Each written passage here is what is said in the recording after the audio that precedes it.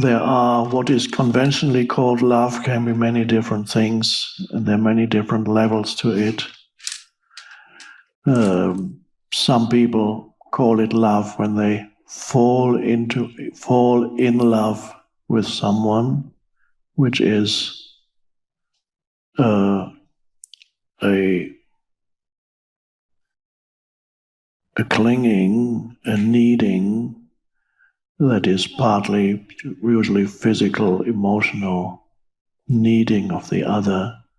And that's called love, but that is a lower manifestation of what is love and can easily turn into its opposite from one moment to the next, as many people have experienced, how the person that you fall in love with, you hate a few days later, a few weeks later, suddenly love, hate are so closely related, the opposites in that kind of love. But the love for your children is a different matter. There's a strong emotional bond with your children, and it can probably, I haven't experienced a mother's love, but probably I can understand that you may get a sense of losing yourself in the other. And that is that strong emotional bond. And then there's another higher manifestation of love that may already be also part of your emotional bond, but it's probably a mixture of emotion plus something else. But that something else is spiritual love, and in some languages there's completely different words for different kinds of love. For example, in Greek there was eros. Eros is one kind of love, agape is another kind of love. What I'm talking about here now is agape, is the love of the other, because it comes from knowing who or what you are and recognizing yourself in the other. And that is we could call the spiritual love, and that's the direction in which you are moving. So the foundation for that is not, I would say, as it's conventionally called, loving yourself. That's a strange thing. Now, many people, quite a few, hate themselves more than they love themselves. Now, it's better, of course, to love yourself than to hate yourself. It's something that people who practice positive thinking and want to shift negative mind patterns may put notices up throughout their house with little messages to themselves, which might say, I completely accept and love myself. Well, I'm sure that's better than I completely hate myself, much better. But there's still a duality there, and it's a very strange thing. Who is loving whom? I love myself. Who are you, and who is that self that you love? People who say, I love myself, don't think about it, what that really means, and there's a little bit of a duality there. I love myself. So there must be two of me. There's the I that does the loving, and there's the myself that's being loved. Strange, really weird. And then, as you begin to awaken spiritually, awaken to the presence, then what gradually comes to an end is having a relationship with yourself. Until that happens, people have a relationship with themselves, which is sometimes even manifests as dialogues they have in their head, One part of you talks to another part of you. You are talking to yourself. Now, you really should make an effort to do better. I know you can do better. And the other part of it is, well, I've done my best, but what else can I do than do my best? Then no, that wasn't your best. You should have done remember the voice of your mother, and then you hear the voice of your mother in the background. You really should be doing better. Why do you mess up your whole life? You're just like your dad. That was my mom when I gave up my academic career. Oh, that's your dad in there. You have a relationship with yourself. Very strange. It's kind of split that happens.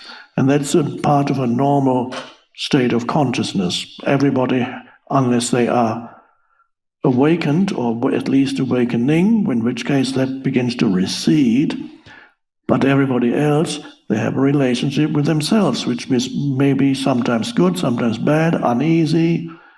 They're proud of themselves, and then they're ashamed, and then they call themselves a loser, or somebody else calls them a loser, and they believe it, or all kinds of weird things, narratives, and so on. And as you awaken spiritually, what gradually comes to an end is having a relationship with yourself. So what is that replaced with?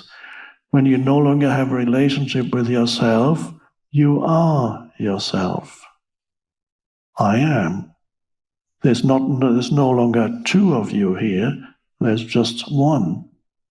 And that happens when you no longer live through a narrative in your head that creates two of you. Sometimes even more than two. You have a whole crowd in there sometimes. And then you have various sub-personalities that are just lurking in the background, waiting to get triggered. So when you no longer have a relationship with yourself, that is the beginning of the end of living through a conceptual identity in your head. You have a certain set of opinions about who you are, which you've adopted from what other people, society tells you who you are. Or you're reacting against what society tells you about yourself, and you adopt a completely opposite position. For example, society might tell you that you haven't achieved anything, but you believe that you haven't done anything because the world is not worthy of you. Because you could write the greatest book ever written, but what's the point? The world is crazy anyway, it can't be bothered. If I wrote a book, it would be the greatest ever. You can have all kinds of ideas about yourself, whether you adopt society's view of who you are, or you adopt a reactive position against it, it doesn't matter.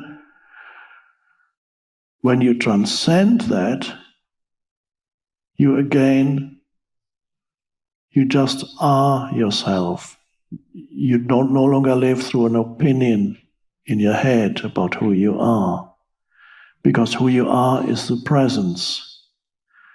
And that presence that you recognize in yourself as your essence,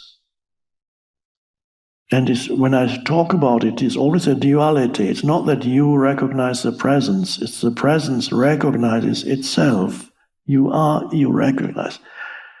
That's what arises, and then you look at the other. It might be your child. And then you have two things happening simultaneously.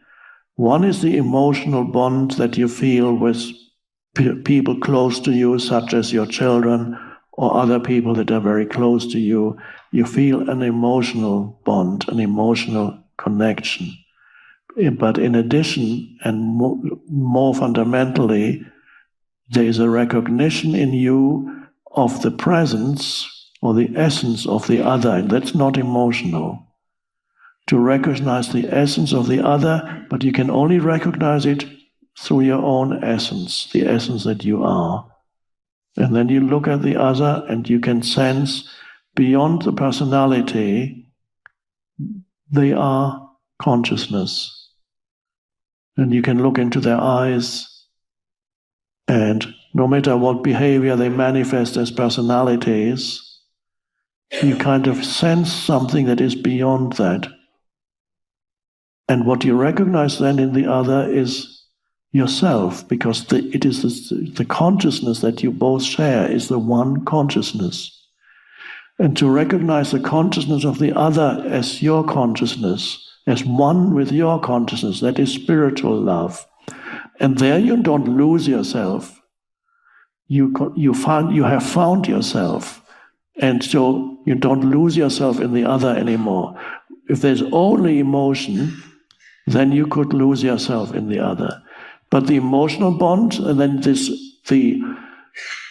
the recognition of the other as yourself happens with anyone. You have the same love for somebody you meet casually somewhere for a few minutes as to a close family member. But with a close family member, you have the additional emotional bond. But the spiritual love does not single out one or two people as special. The specialness comes in on the emotional level, and that's fine. So that's gradually there will be a shift. The emotion will still be there, but there's an underlying recognition of the other because you've recognized who or what you are in your essence. And there's no longer, then emotion is fine. There's no loss of self in it anymore because you know who you are or what you are.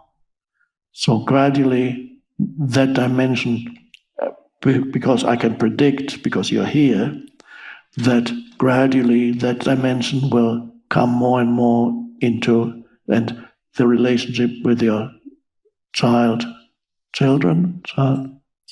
Yeah.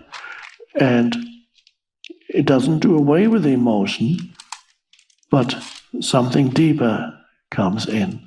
And that transcends the emotion. Transcend doesn't mean that it excludes it or it comes to an end. Transcend means it contains it, but it is much vaster.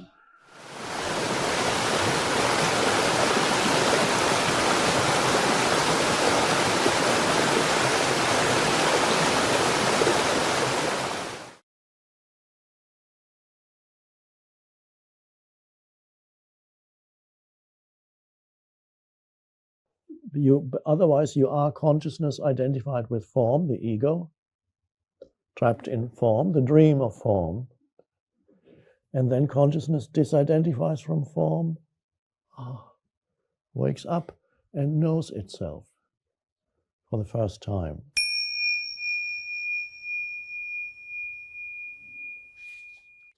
This is a very short question, and hopefully the answer also will be short. Who becomes enlightened?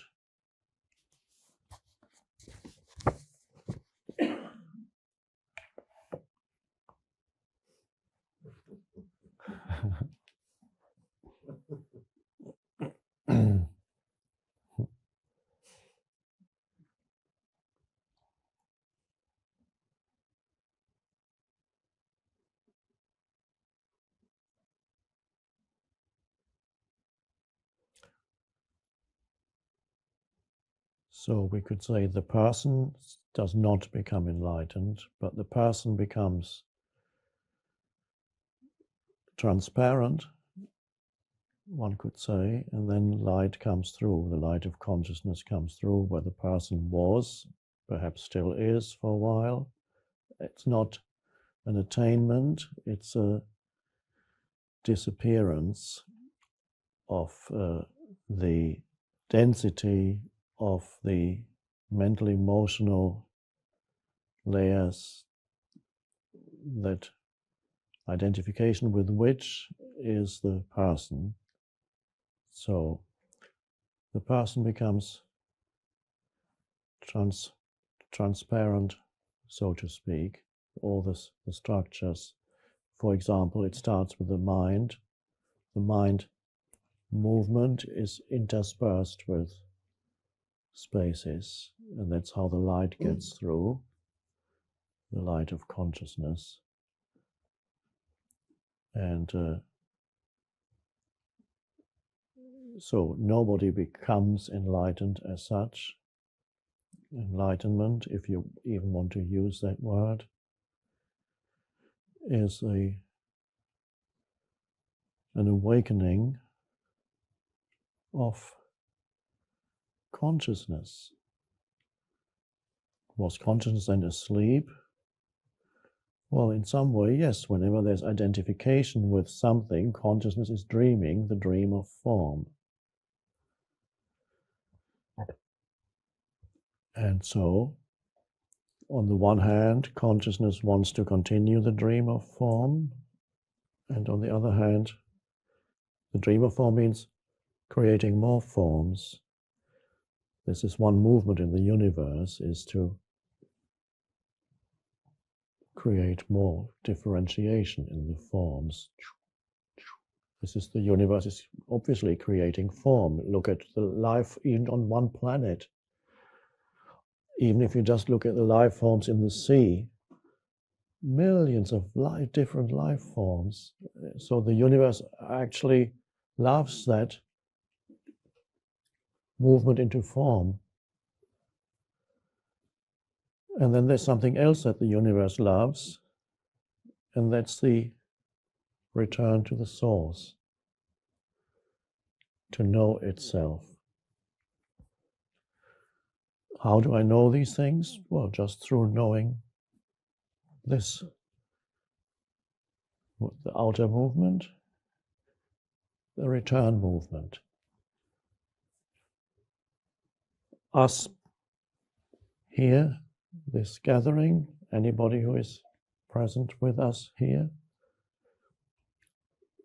is really part of the return movement to the source. The universe wants that as much as it wants to flow out into things and create. So we have the two movements. And it may not even be a question of either one or the other.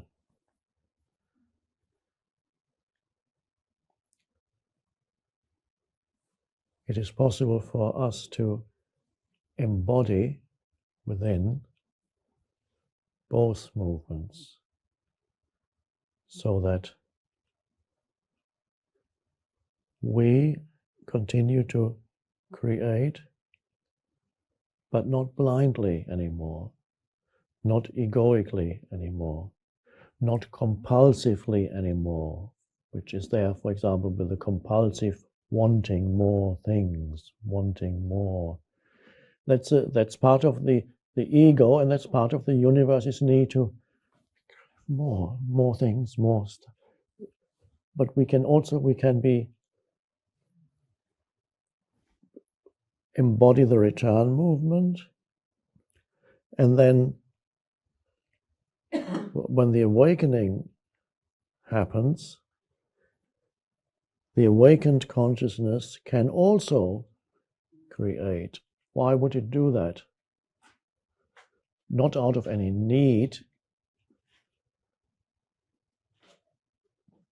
but out of joy. A joyful creation, like an artist is joyful in it, not an egoic artist, but an artist who deeply enjoys the act of creativity. So we can consciously create form, but be aligned with the source. So through the human form, the source can create consciously rather than dreaming the dream of form, which is identification with forms. Conscious creation, a beautiful thing. So there may be some questions about that today, we'll see.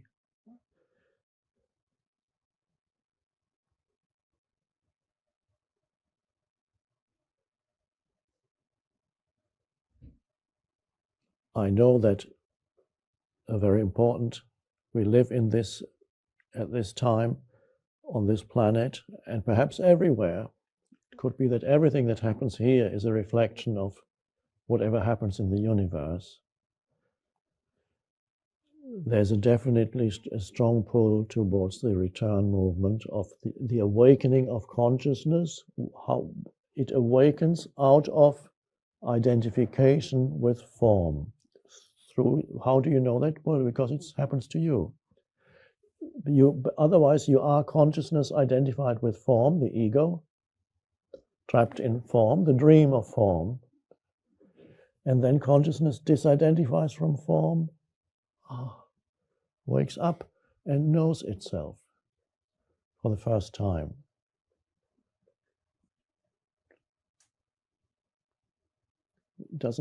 Nothing needs to change for you to know. You stay where you are, and then you suddenly know reality as yourself.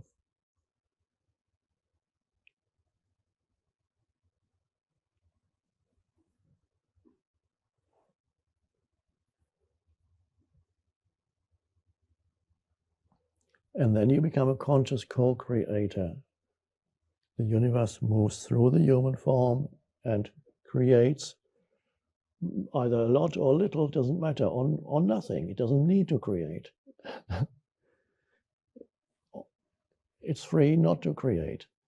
Maybe you're a frequency holder who is not interested in creating. You can just be aligned with the source. And yet there too, you're still here in this dimension, something of the source will flow through you into this dimension. Don't attempt to understand all this intellectually, because it cannot be understood.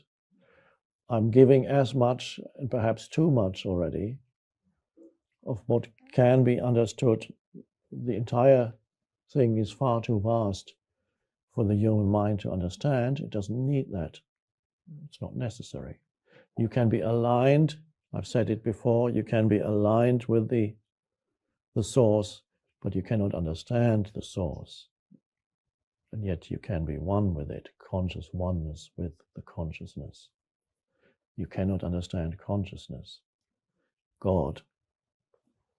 Amazing what they did. In the 19th century, there were these philosophers, they created a huge system, and every philosopher created his own system of thought to explain the entire universe. Intricate. And then they presented these as books that this is the entire universe explained. And then they had followers, and now it's not fashionable anymore to attempt to explain the entire universe in some kind of system. Hegel did it. Fichte, Schelling, Schopenhauer to some extent, he had deep insights into something beyond. But it's still a little limited, because nobody can present us a mentally constructed system that explains the universe or God. You can explain neither the manifested, and let alone the unmanifested.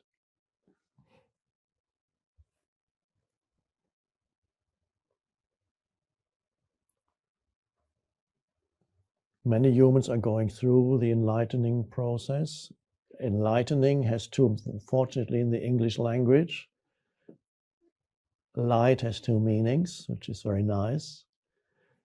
As you go through the enlightening or awakening process, you become lighter, not physically, but psychologically. A lightness comes into your being, not the heaviness of the ego, the seriousness of the ego. You become lighter, but also the other meaning of light is the light shines through you. You become porous to the light. Consciousness moves through you. You can even, when I go to a public place or anywhere, occasionally I'm wrong, but usually I can point out the people in whom the process is happening, and who are most likely to come up to me and talk to me and say, "Oh, we read your book. I can look at, they haven't seen me, I've seen them and said, out of these are the most likely to. I don't think that, I just see it. And then I put my sunglasses on.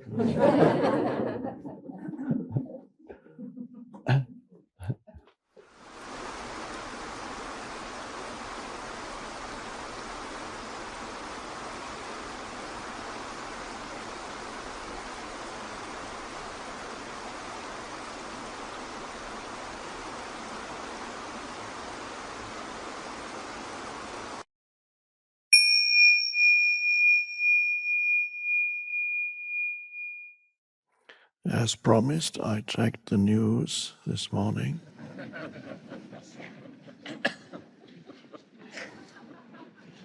So that you don't have to do it.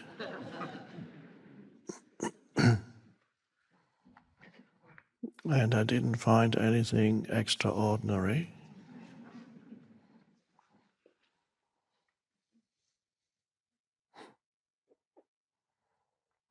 But as I was reading,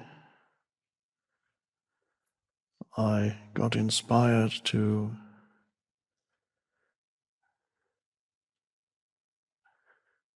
share with you the first, although it's not extraordinary, to share with you the first news item today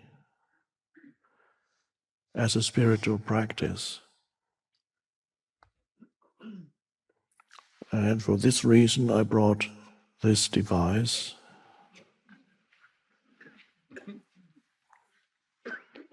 The good thing about it, it saves trees, which otherwise would be used for newsprint.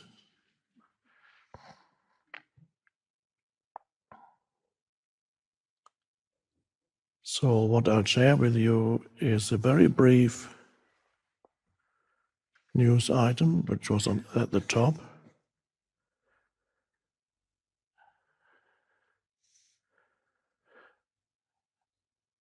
If I read it to you in the normal way, it would take 30 seconds to read, but I'll read it to you in a different way so that it can become a spiritual practice. Listening to it can become a spiritual practice.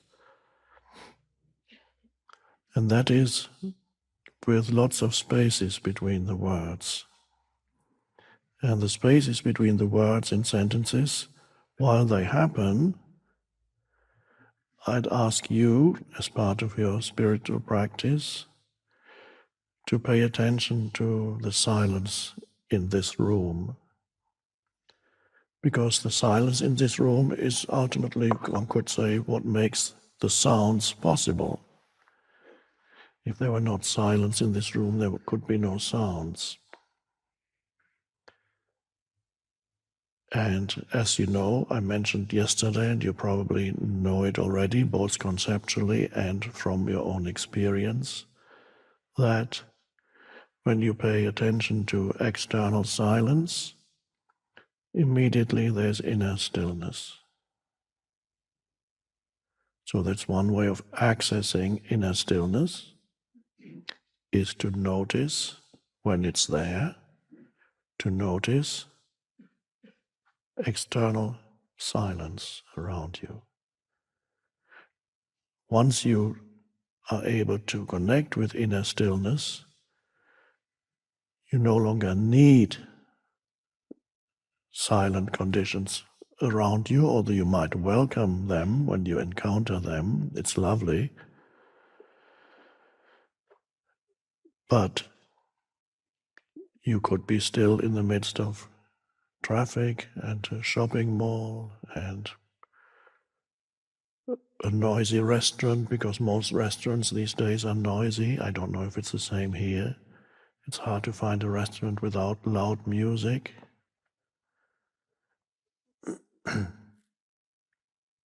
Because people who are identified with the mental noise actually become very uncomfortable with silence. Ooh. And so you have in some places in North America elevators, some of them even have music playing, and some elevators not only have music, they have a TV screen too. So while you're ascending or descending, you're not condemned to having to suffer this dreadful silence for a few seconds. You can continue to clutter your mind by watching the screen and continue in your state of habitual hypnosis.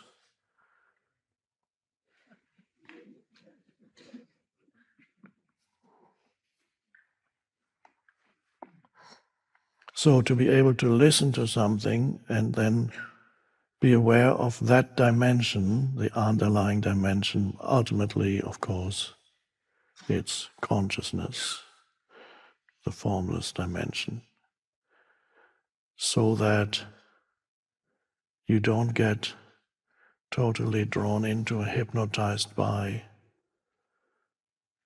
the world, the mind.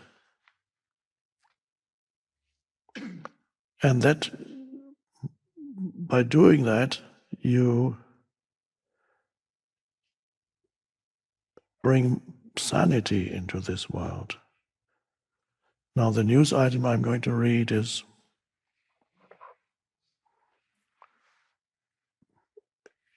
it could be regarded as funny, it could be regarded as potentially terribly, terribly serious. It's a mixture. But no matter what perspective you have on it, whether it's funny or potentially terribly, terribly serious, it is important that you connect with the transcendent dimension. Otherwise, you contribute to the lostness, if that's a word, the lostness of the world. The world is lost.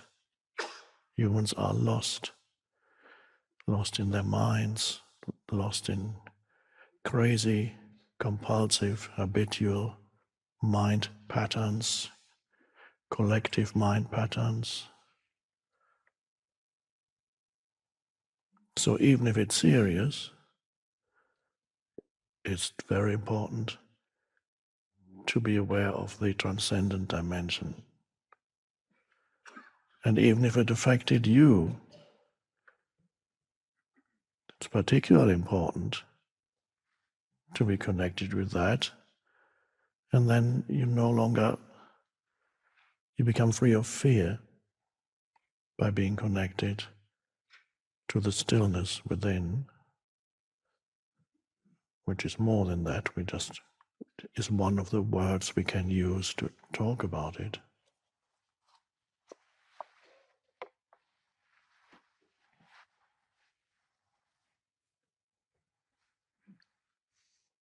So be as interested in the words that I read, be as interested in the silence, noticing, listening to, being aware of the silence in this room, which ultimately is the stillness within you, because only with the stillness within you can you be aware of outer silence.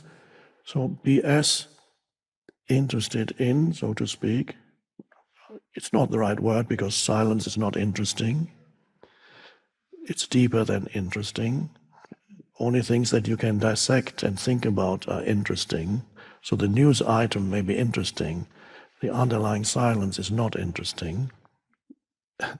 There's a vast depth to it, but it's as uninteresting as the most spectacular sunrise or sunset. You go, wow. But nobody says, oh, that's such an interesting sunset. Let's think about it. What can be so interesting, this sunset, isn't it? No, you don't, because when you respond to beauty, some vast beauty out in nature, you don't approach it with a thinking mind. Because the moment when you really are overwhelmed by some grand spectacle in nature, your mind stops. And awareness remains, and you go,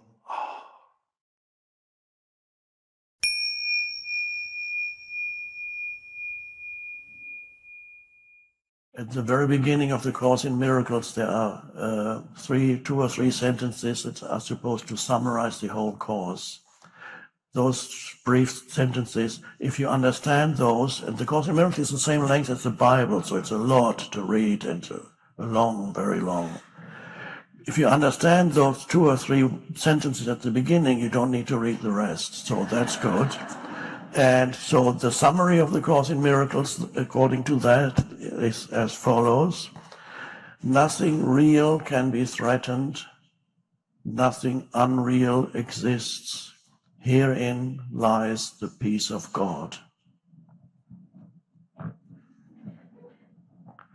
Can you say that again? Nothing real can be threatened.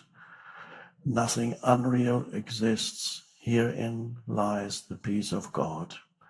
I'm not going to explain it now. I'll let you to figure it out for yourself. You have enough wisdom. So that's a very deep statement. So ultimately, all the form... Oh, I'm beginning to explain it now.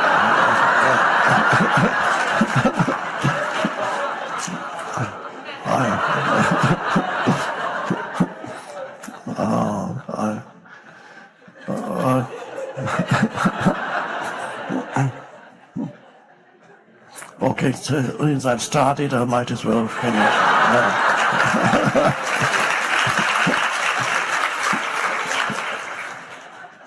Ultimately, all the forms of life that you see are only the forms of life, including your physical form and even your psychological form. They are forms of life, but not life itself. Life itself is indestructible, and life itself can be equated with consciousness itself. Consciousness itself, which is the essence of every life form, and the essence of every life form cannot be destroyed. Only the outer, what we perceive as the outer form, of course, is very fragile and is subject to impermanence, and its existence is very fleeting. So in those terms, then the only absolutely real thing is that which gives life to everything, and that cannot be destroyed. Which is not to say that we should disrespect the forms of life. It is very important that we come into a relationship of reverence and love with the natural world, because after all, it's another manifestation of who you are, who or what you are in your essence.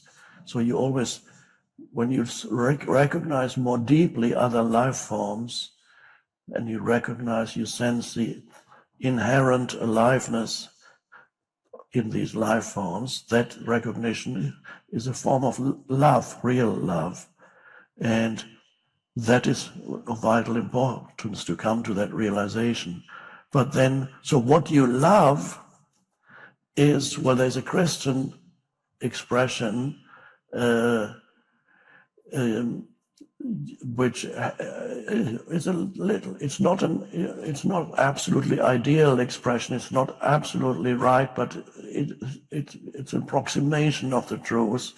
So the Christian expression is what you love. You don't love the creature, you love the creator in the creature. So what you love in the creature is the creator of the creature, but it's not really the creator, it's the essence of the creature. So in ultimate terms, then, if you want to use theistic language, what you love in the other is ultimately always God. So you don't love when you love a form of life, what you really love is God hiding, having taken on the temporary disguise of that particular form of life, God, or rather the emanation of God, which is consciousness. Consciousness is not the way, I don't know, I've spoken about it here before, the consciousness that you are, that you can sense at this very moment as the essence of your being, this consciousness.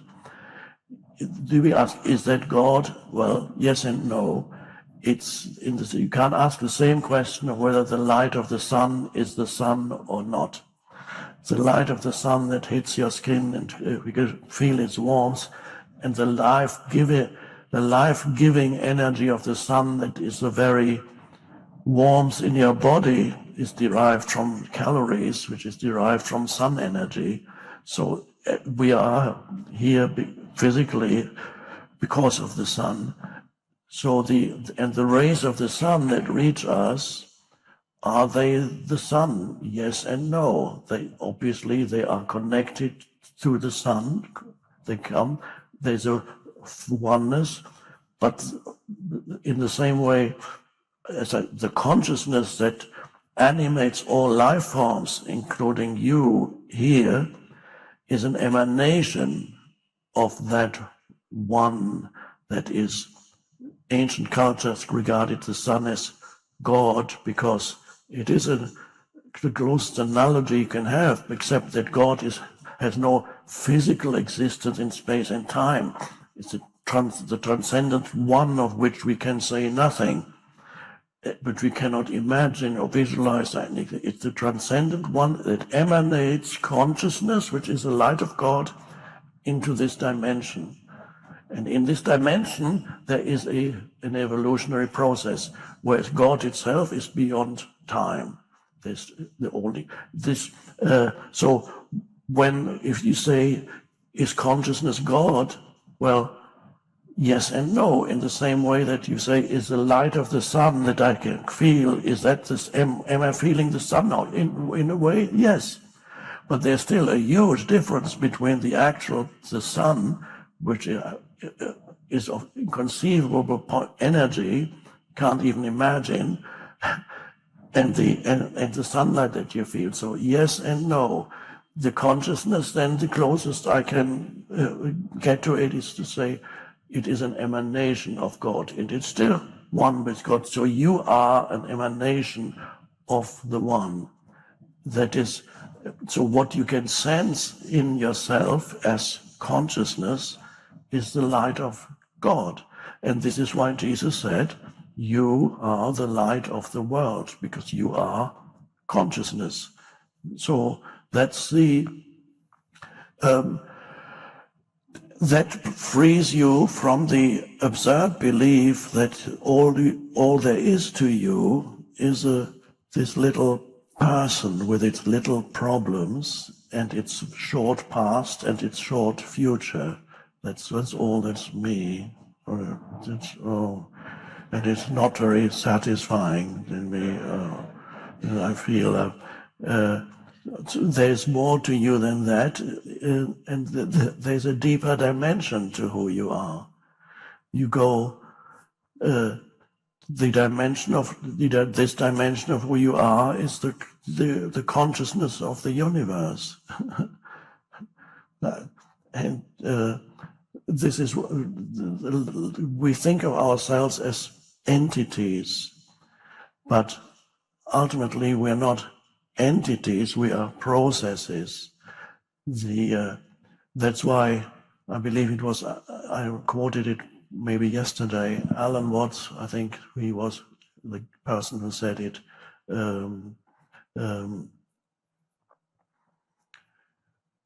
you are something that the universe is doing in the same way that the wave is something that the ocean is doing. So the wave, we say, oh, there's a wave.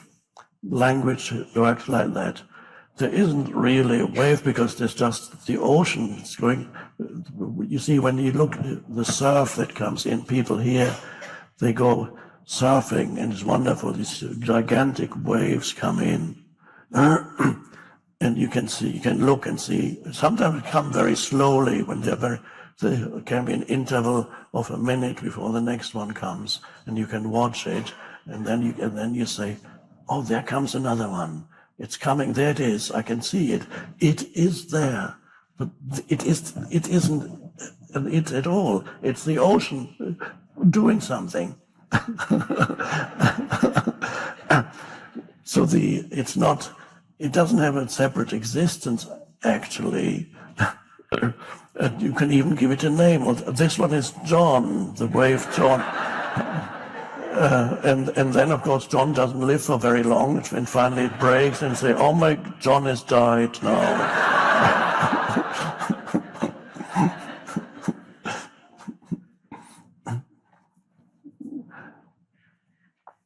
One could go so far as to say that all nouns that we use, like tree, table, flower, whatever, earth, all nouns are actually a misperception that they are separate, little or separate entities, whereas in reality, everything, there's a web of interconnectedness which is the entire universe is one being in this web of interconnectedness. So ultimately there are no things, nouns. Everything is a verb. Everything happens. An event rather than a thing. And here these events unfold in what we call time in this dimension.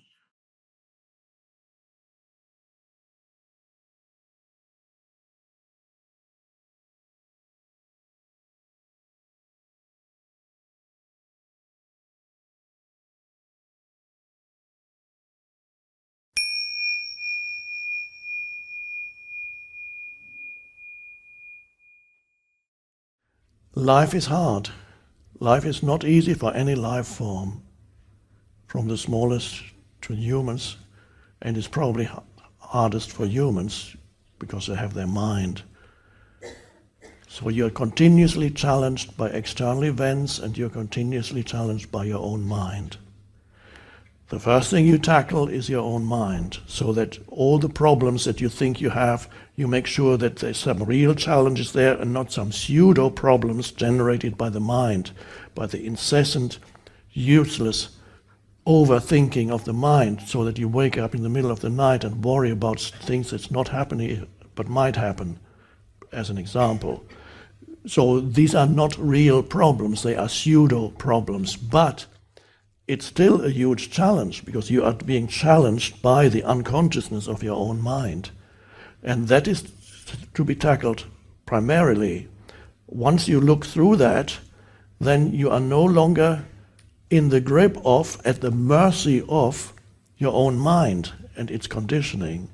So awareness arises, presence arises, then less and less do you get challenged by your own mind, which creates pseudo problems, including overreactions to events, thereby amplifying the events and transforming an external event into suffering. I often give the example of when you have to wait for something, you get irritated and you get angry. That's called suffering. It's a form of suffering. Not realizing it's not created by the event, it's created by my mind. The moment you don't interpret the event as bad, it is as it is, you're not suffering. You might still be uncomfortable, but that's not suffering, it's not misery. You're just uncomfortable. Maybe your back hurts, you're standing there, or whatever you're doing. No suffering. The suffering is the psychological level. So go to any situation, see how much of your suffering, unhappiness, misery, whatever you want to call it, does it arise from a true situation, or is it the mind creating it for you? Your entire life, if you see your life as causing you suffering, get out of your life situation right now and realize your life. How do I do that? I have so many problems. So many problems. Where are they, I ask? Well, they're everywhere. I mean, I've got to do, when I get home, what's waiting for me, all the stuff that's waiting for me. I don't know how I'm going to pay my rent, what's going to happen there. my relationship is not going well, they're probably going to fire me soon at work, or they fired me already. All those things I have to deal with when I get home, and the things that happened last months, that awful thing that happened then, that still, that's my life. So those are my problems. Okay, where are they now? Right now.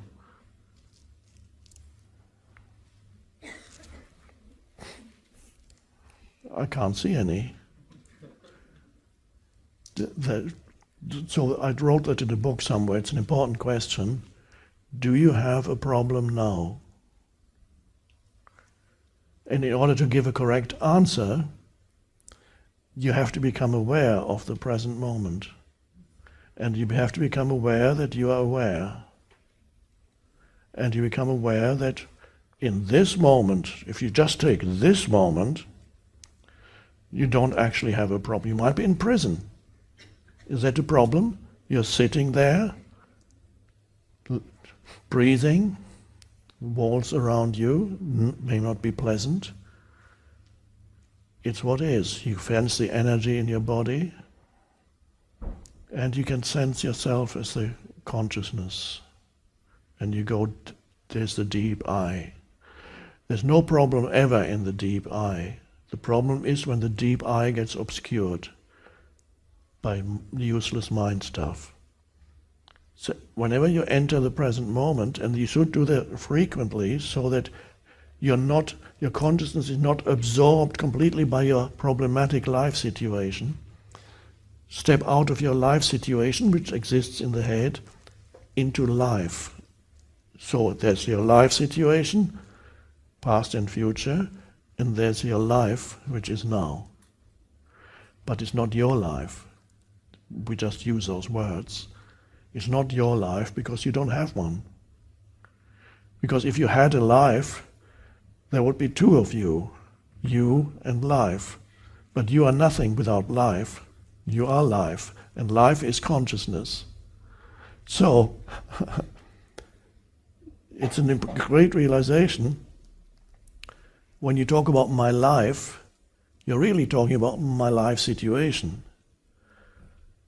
But you don't have a life, and there's no such thing as your life. There's only life, and you're an expression of the one life. An expression of that one life. You are life. You don't have a life. It's very misleading to think that you have a life, because then you create this duality inside yourself, and you become sorry for yourself. It's a strange duality. I feel sorry for myself. I am a victim of my life. Weird.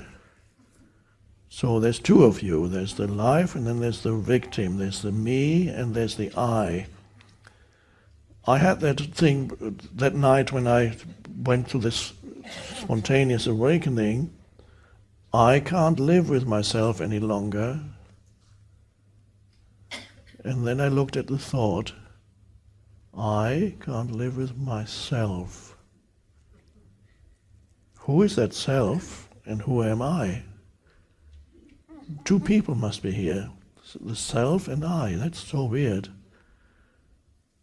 And the similar thing is when you say, I hate myself.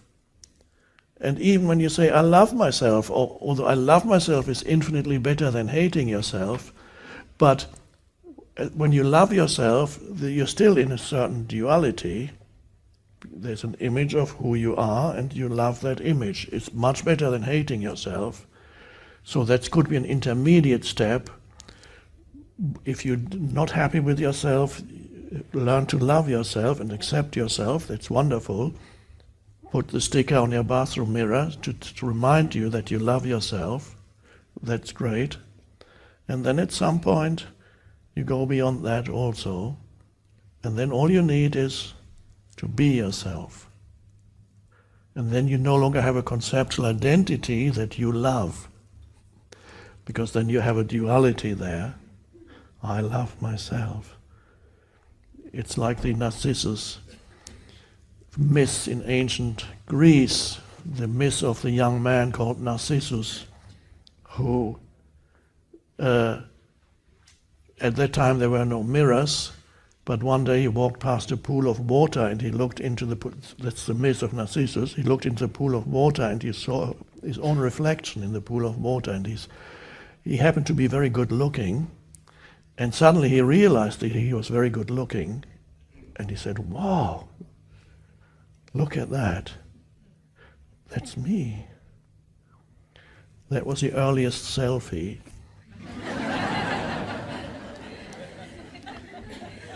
Now we don't need the pool of water anymore. It's always in your pocket. So that's according to the ancient myth of Narcissus, he fell in love with himself.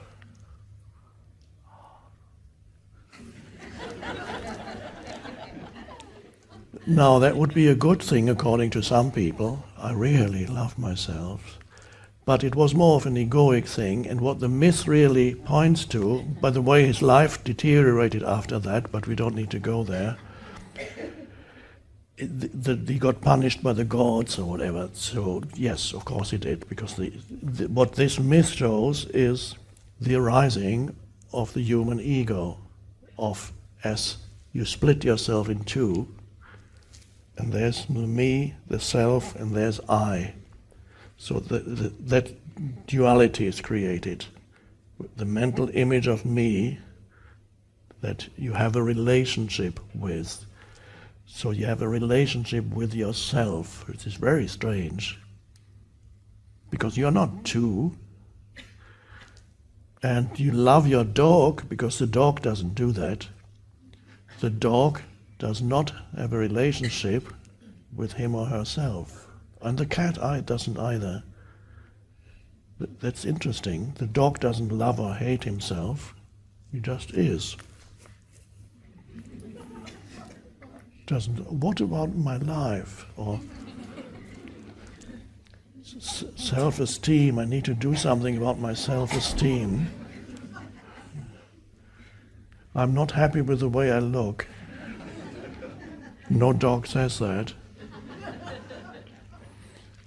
Of course, the dog is below thought. That's why the dog leads a relatively unproblematic life.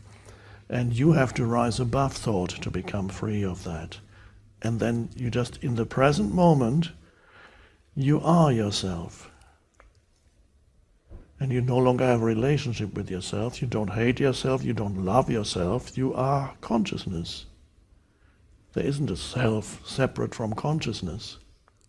There's still some mind activity, of course you need the mind, but you don't derive your sense of self from the mind activity anymore, so that there's no self in it. The thinking is no longer invested with a sense of self. It's just thinking.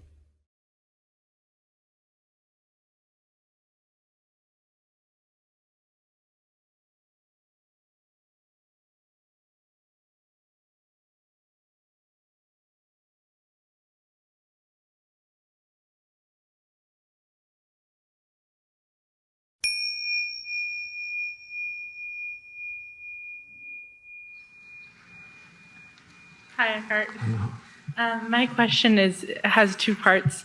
It's what is the purpose of mental illness? How can something that is consciousness depriving have its necessary place and function? Okay. Somebody, or perhaps it was me, probably said that everything has its necessary place. Yes. Oh, okay.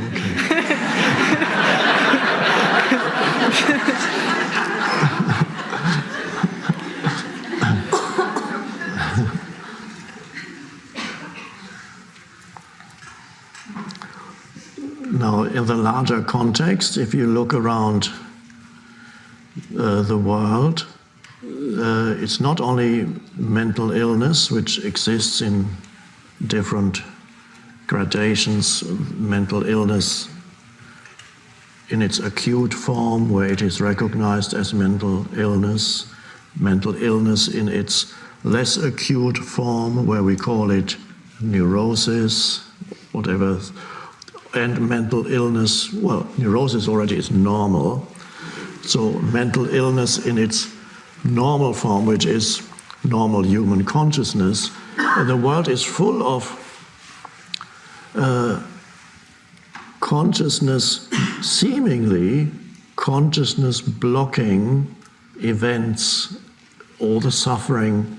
You say, what purpose could that possibly have? For example, you could say, what purpose could human beings killing each other in the 20th century alone, human beings killing not 100 million, as I said in The Power of Now, that was a mistake, I've realized later, but closer to 170 million people killed in the 20th century alone, humans killing other humans.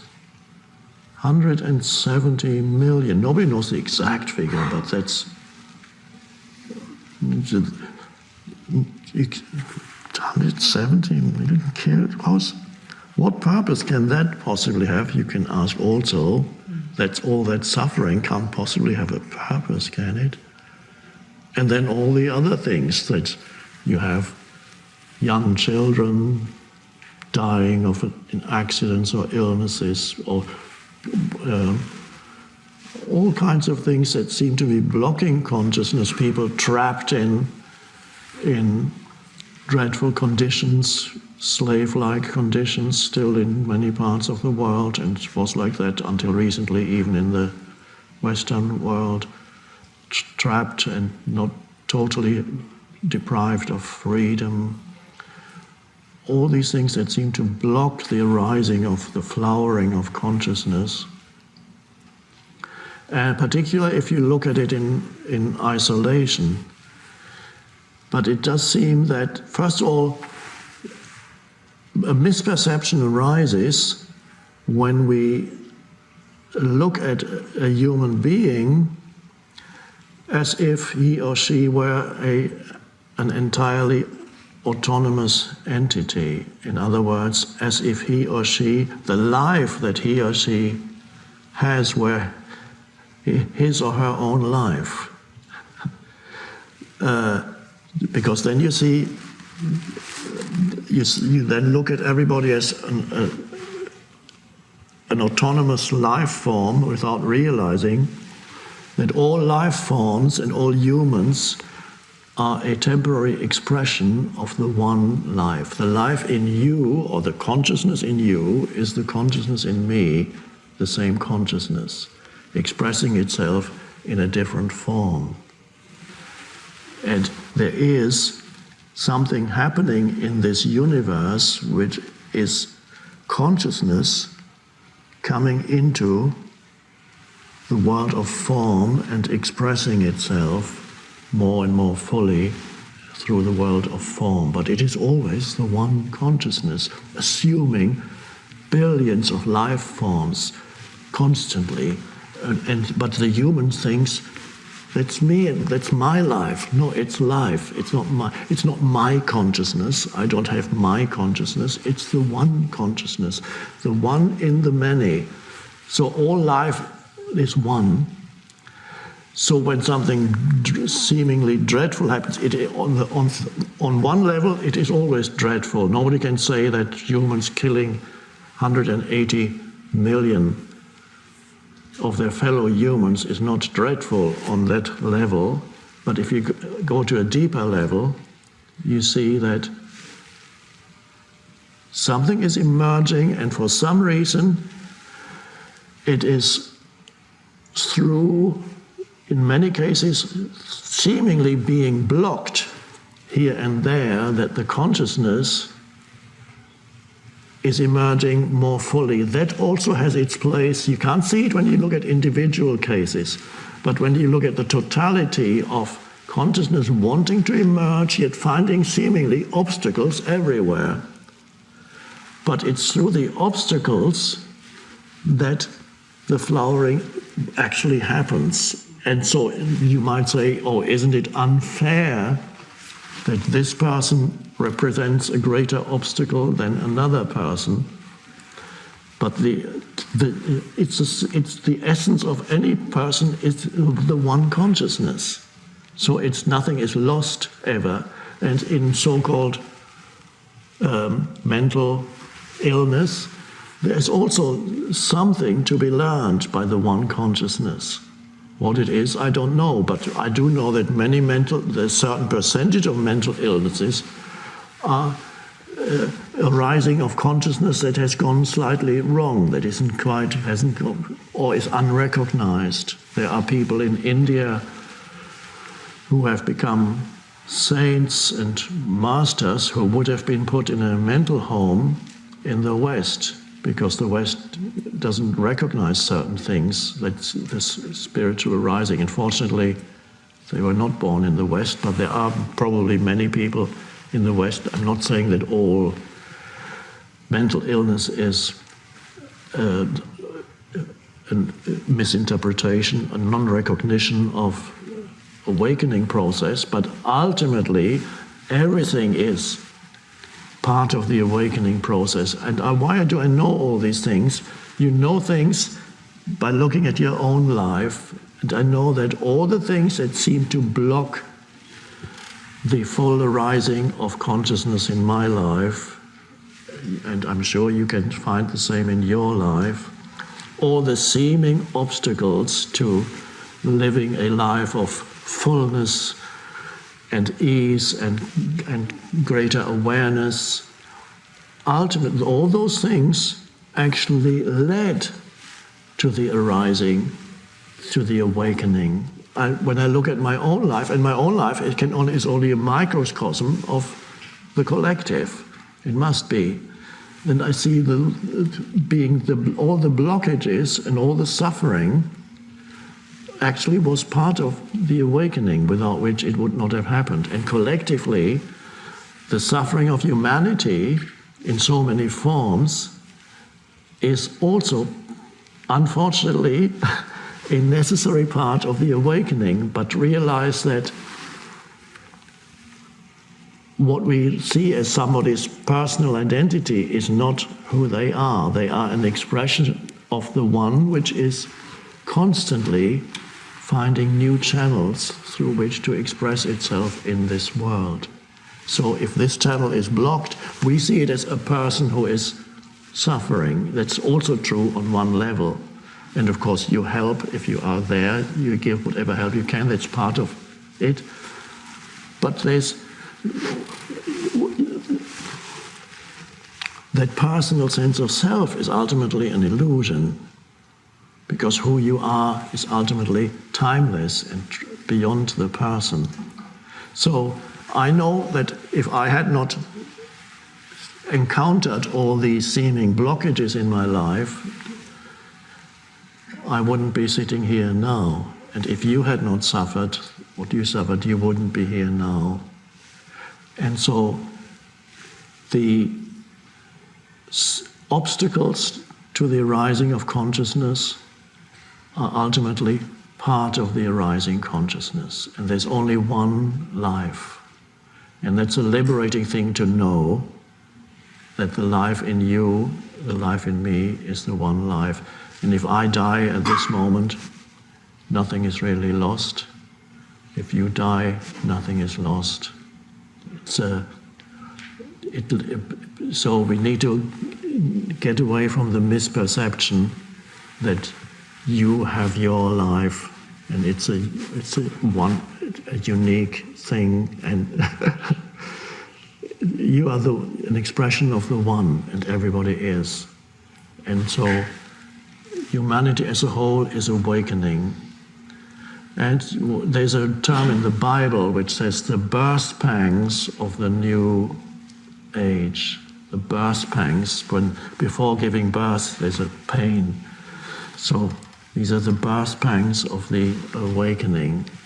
And it all, if you could see the totality, that also would make sense.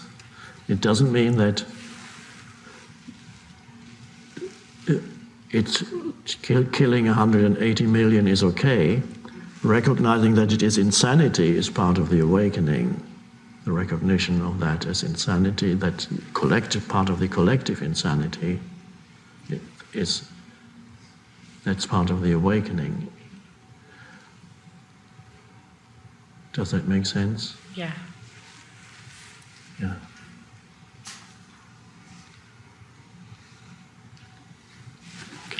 Thank you. Thank you.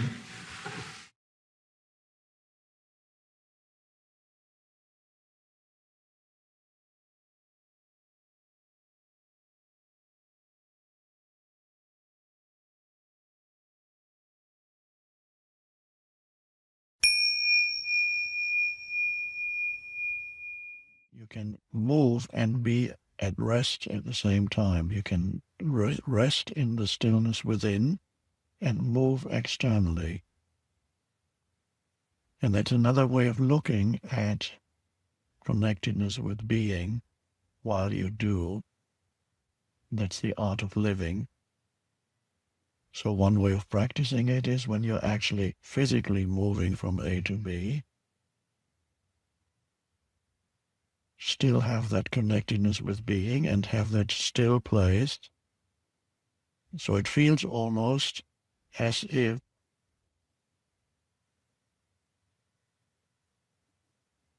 the world is moving around you, the scenery is moving, and you are never moving inside. It's a bit like if you were watching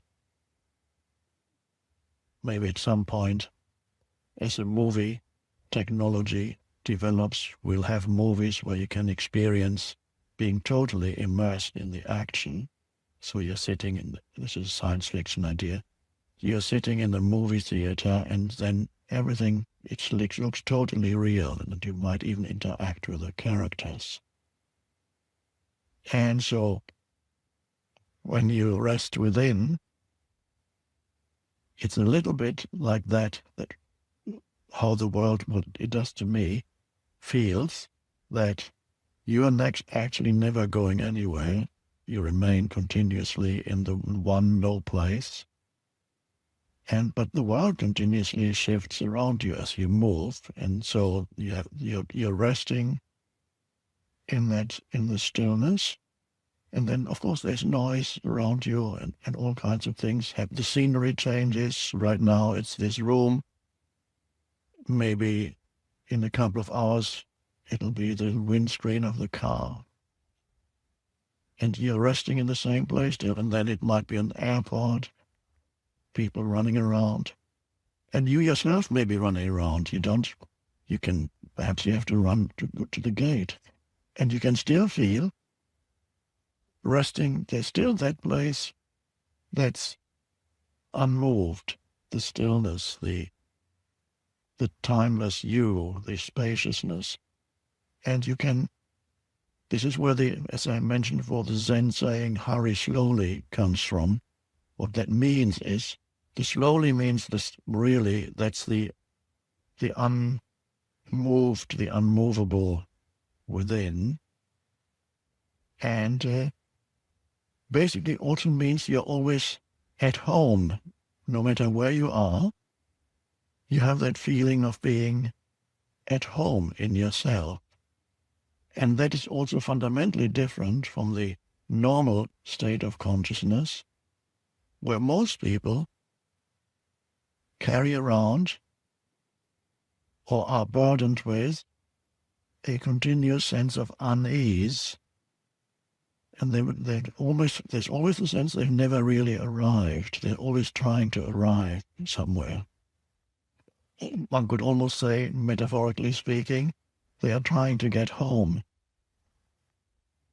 But even when they are actually at home where they live, they're not at ease. There's always something lacking. I'm not fully myself, or whatever it is, however the mind might interpret it. You don't feel at home. Home, by the way, is a lovely word in the English language. I believe it has a Germanic origin, but all these languages, of course, are Indo-European. They go back. Many of them have certain roots in Sanskrit even. So home, what does that sound like? Home.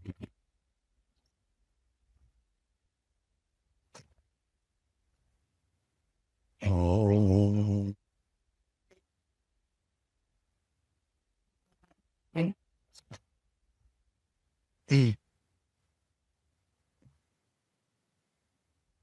So that's a, and then the world is not experienced as stressful anymore, even when it moves fast, or might even require you to move fast sometimes. But this is always another way of putting it is the center of the wheel, the absolute center. The wheel is spinning, but you're conscious, the focus partly of your consciousness, conscious attention is in the center of the wheel. That's the space within, the stillness, and then there's the wheel, and that's the movie show of your life that spins, sometimes slow, sometimes fast.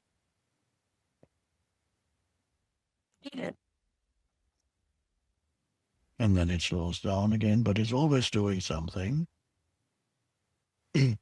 So, and this may also help you because a few of you or many might feel a little bit sorry that the retreat is coming to an end. Whenever something ends, it's a little death.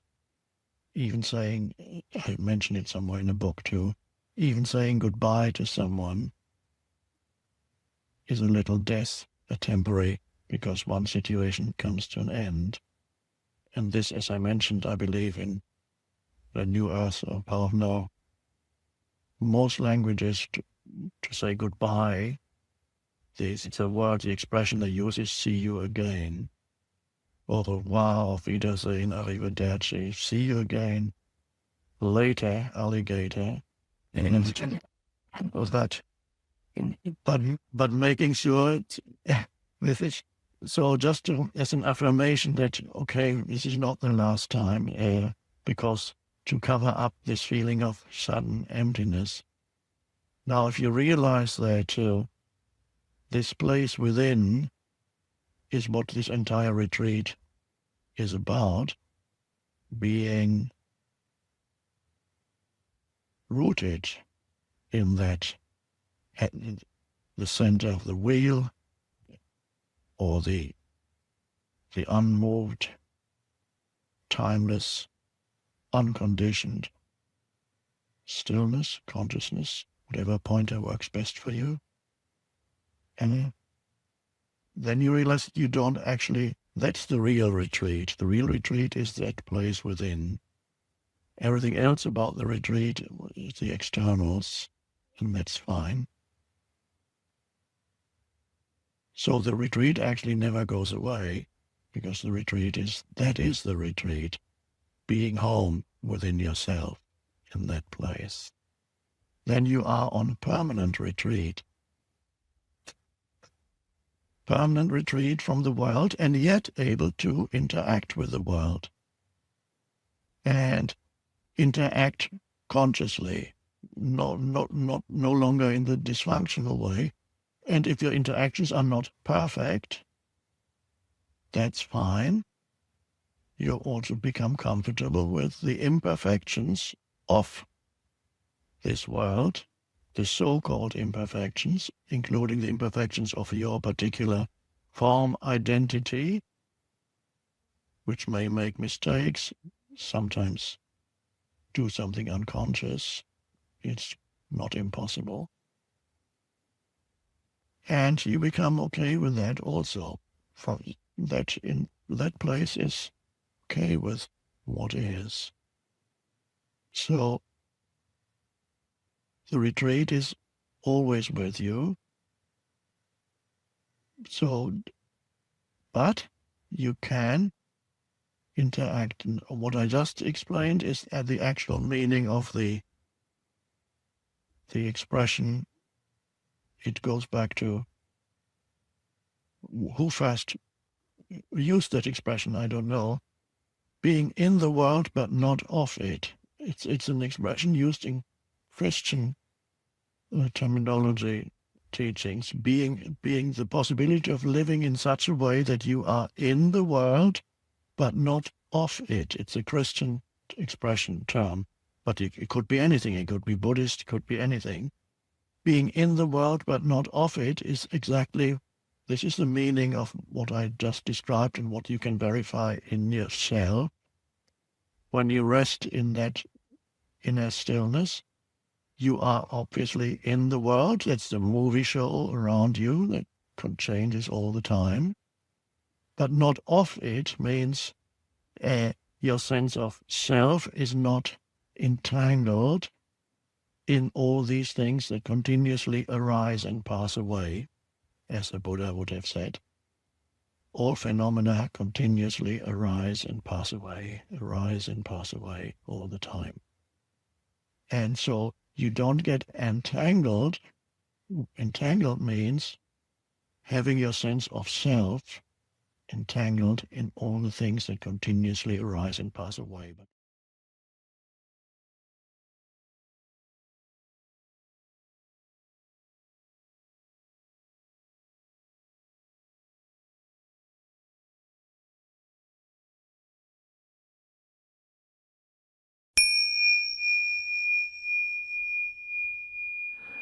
Most of the time, there is a voice in your head that comments and has opinions and viewpoints and interpretations about what's going on in your life. I call that the voice in the head.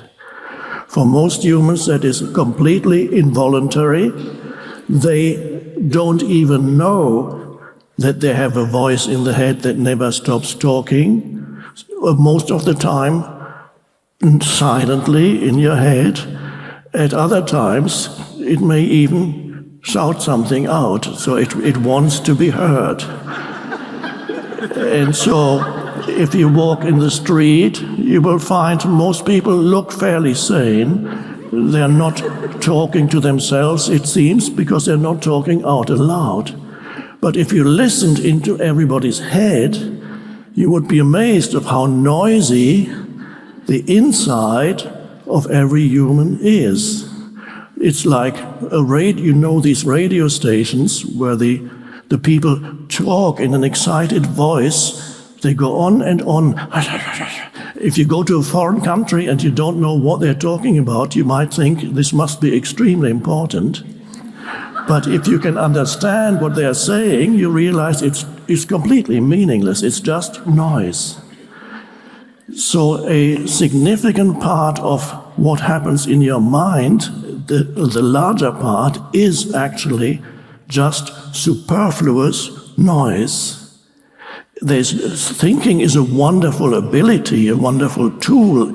If used rightly, it is an instrument that causes dysfunction and misery for millions on the planet, unhappiness for millions on the planet, if thinking is not used, but if you are used by thought. So when humans say, I think, in most cases, that's actually not true because they have no control over their thinking. It's a compulsive and involuntary. And they are so identified with these thought processes, they don't even know that they are in the grip of their thought processes because they are so identified, they become their thought processes. So whatever comes into your head, you completely believe in it, and then that's how it is. Leon just mentioned, I don't know, we were talking this morning or yesterday about when I was struggling to survive on a physical plane. I often ate baked beans on toast. I was living in England.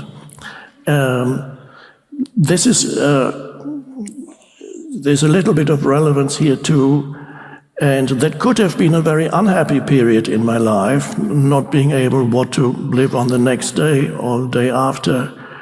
And again, now I'm able to have good meals occasionally, and I haven't had baked beans on toast in a long time now, but Leon gave me a can yesterday. Now, when I was reduced to eating baked beans on toast, and again, that's a wrong way of putting it, it could have been very unhappy.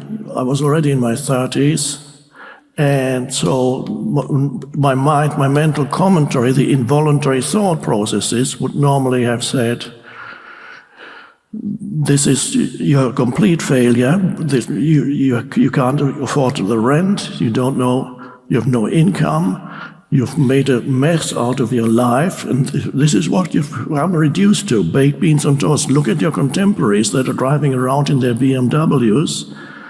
They've got all that, and so this is what life has done to me, or what I have done to mess up my life. I could have had many kinds of narratives accompanying what was happening in the present moment that would have created unhappiness, and I wouldn't even have known it. And this happens, just a small example of how a narrative that you have that accompanies something that you are doing causes unhappiness.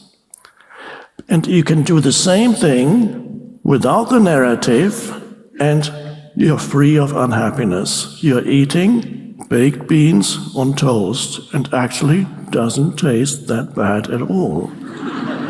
And you swallow, and it is nourishing. And you don't even have to say that. You can simply enjoy the sensory perceptions associated with that without building a sense of self around it. The sense of self that you build around it arises through involuntary and compulsive thinking, me. And the Buddha was already talking about that. So, and this, I'm saying this now in case you need to leave early or want to go across the street. There's just a simple, if you only take this away from this evening, but hopefully there will be much more.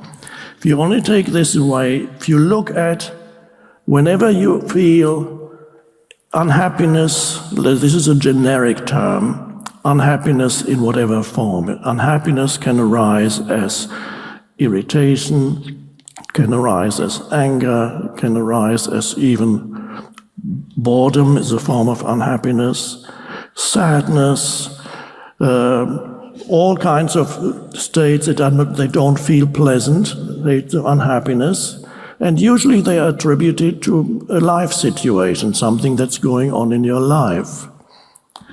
So, for example, waiting at the airline counter, and of course how often things don't go well there. Let's hope they don't drag you out of the plane, but that could happen too. Whenever you feel irritation arising, anger arising, upset in whatever form, ask yourself, is this caused by the situation? Or is it caused by what my mind is telling me about the situation? And in 95% of cases, you will find that the mental commentary that argues and complains about something that's going on, but should not be going on, but it is, but shouldn't be.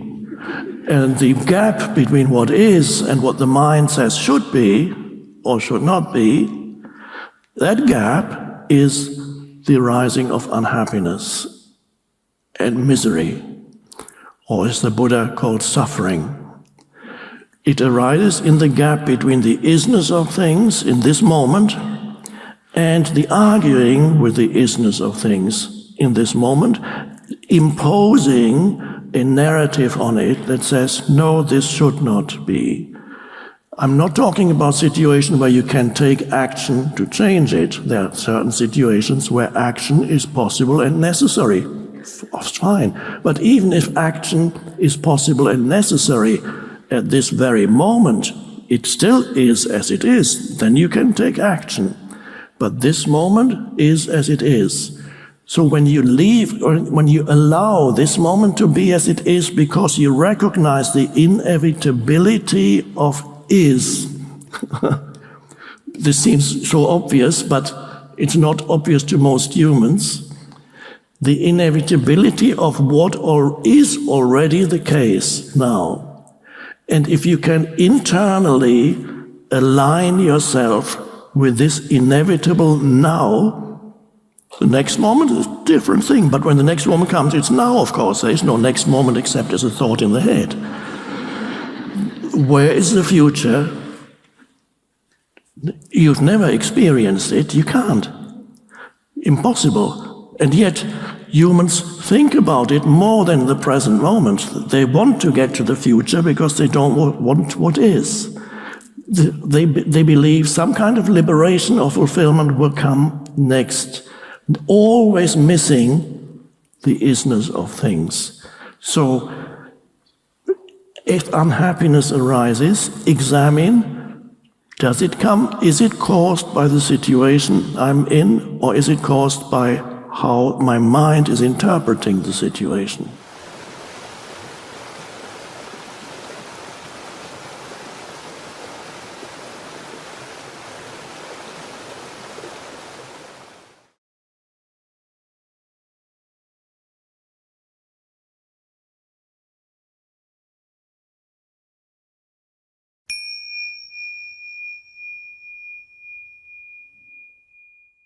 When I lived in a commune for a while, I observed that you never knew who was going to come to this communal breakfast room. The same person would be different from one day to the next. One day this lovely, totally present person was entering the breakfast room, and the next day that person, a little monster, was suddenly there.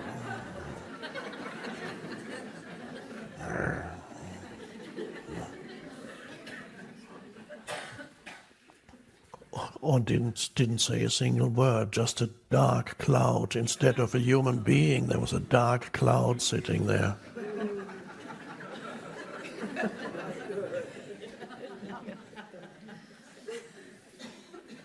Don't talk to me, come.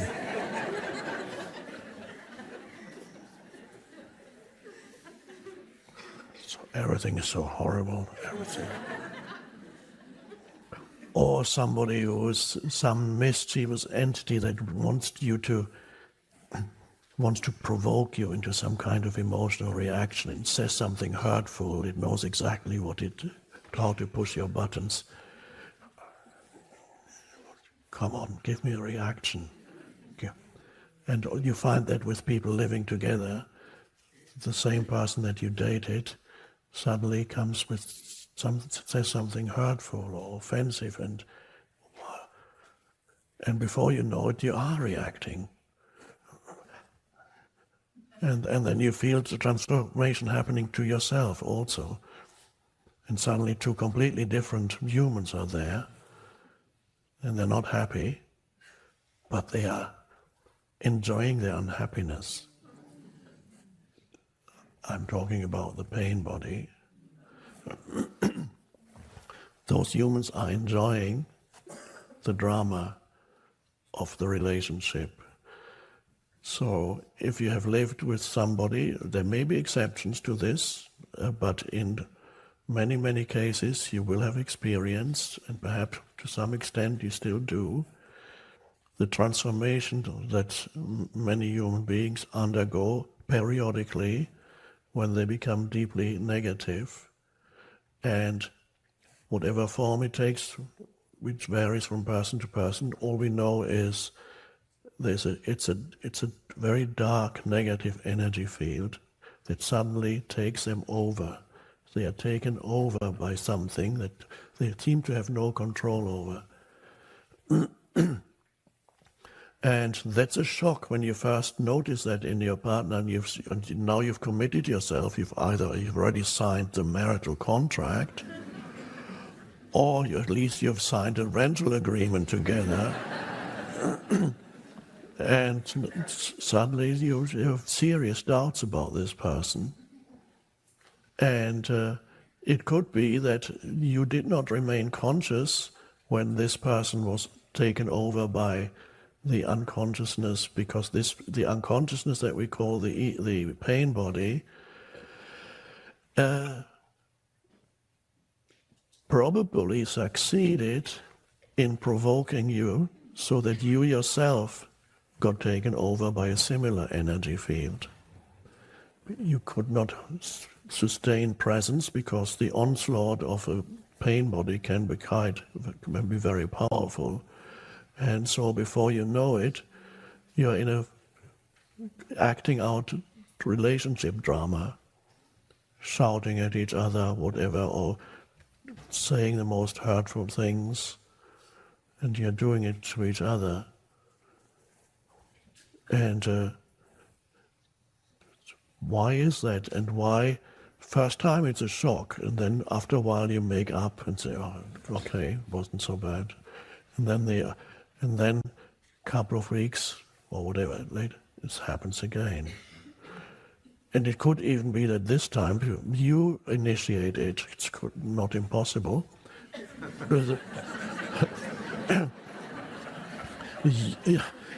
You wake up with this, in this sudden, your mood is suddenly so different that it colors your entire personality, this dark mood. And you feel the strong urge to provoke the other into some kind of reaction because you want the other to enter a similar mood so you can resonate with, but who are you at that moment? You're not you at all. You are the pain body. Now what is that? It's an emotional field that lives in you since childhood. It has grown. It consists of emotional pain, emotional suffering. Every child in this world suffers in one way or another emotional pain, because after all you live in an insane world. How could you not suffer from emotional pain? So a child builds up pain. There's always remnants after the child is emotionally hurt. Remnants remain, and the one remnant after another, they come together and form an emotional field. So the way I describe it, it's almost like an entity, an emotional entity, because by entity I mean it's an energy field. It's not visible, but it's energetic. It's an energetic energy field, an emotional energy field that lives in you. But it's not always necessarily noticeable. Sometimes, and this is, you may be able to have observed it already, it has a dormant state when you hardly notice it, you're fine. So the pain body is sometimes, and how long it is dormant varies from person to person. There's a dormant state, but it cannot remain in its dormant state for too long because it gets hungry. That's how I see it. Now, when it gets hungry, it needs to feed on more energy. The only energy it can feed on, it cannot feed on happiness or joy. It can only feed on something that an energy that corresponds to its own frequency, and which is a very low frequency. In other words, it is emotional pain, and it needs to feed on more emotional pain. It can only feed on a similar vibrational frequency or emotional frequency. There are two ways in which it can take on energy. It can feed. It can use another person, and when it uses another person, this thing, let's look at it as a little entity that lives in you, and this thing it borrows some of your intelligence, and it's very clever, because the first person, it will attempt first of all to use a person it lives with, the person you are closest to you. Might you attempt to use this person to feed, or how does it feed? It provokes the same energy in the other. It says something hurtful. It knows exactly your weak points, the buttons to push, so to speak. It pushes all the buttons to get an emotional reaction from you. And usually it succeeds. And then it awakens your own pain body. Pain bodies love to recognize each other. that's a match made not in heaven but in hell. A match made in hell is the match when two pain bodies get on well together, which means they love their drama. And there are couples who go through that periodically, and they can't do anything about it, they don't know what it is. And they always make up again afterwards, and it's okay now. But then it has to start again. So when the drama happens, the pain body is feeding. And when this happens, how long it lasts varies. It could be an hour, it could be a day, it could be 2 days. It feeds on the reaction. It loves the reactivity. So when some people have such heavy pain bodies that these are exceptional cases. I don't know what the percentage of humans is who have that. That is never totally dormant. So sometimes you meet people who, when you look into their eyes, there's already negative emotion. When they look at you, there's already negative emotion in their energy field, and what they are waiting is for you to say something that they can react against. They want you. They want some of those people are violent, so they want you to react emotionally to them, and so they're just waiting. Just say any word, and if you have to be really present. A member of my family was suffering from paranoid schizophrenia, and it was a simple case. There was an emotional entity there that looked. You have to be very careful with every sentence, every word you said, because one wrong word, and the entity would get up there. So whenever I was with that person, I was in a state of absolute presence, just.